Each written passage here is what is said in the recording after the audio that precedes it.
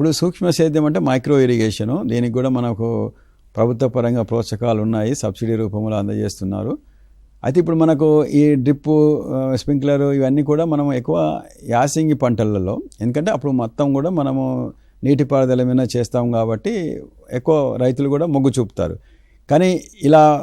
వర్షాకాలంలో కూడా మనకు బెట్ట వచ్చింది, అప్పటికప్పుడు మనము నీళ్లు పంటకు తీసుకుపోవాలంటే కాలువలు కానీ ఇంకే కానీ అవకాశం లేదనుకుంటే ఈ సూక్ష్మ నీటి సాగు పద్ధతులు, ముఖ్యంగా ఇప్పుడు మనం మాట్లాడుకున్నట్టయితే దాంట్లో మనకు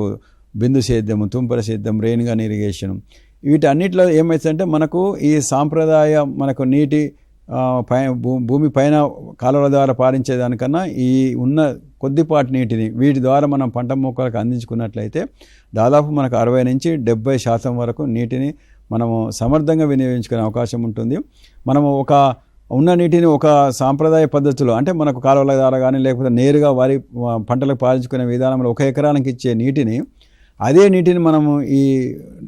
సూక్ష్మ సేద్య పద్ధతిలో డ్రిప్ లేకపోతే స్ప్రింక్లర్ ద్వారా ఉన్నట్లయితే దాదాపు రెట్టింపు, అంటే 2-2.5 ఎకరాలకు కూడా మనము ఆ ఉన్న నీటిని ఉపయోగించుకొని పంటను మనము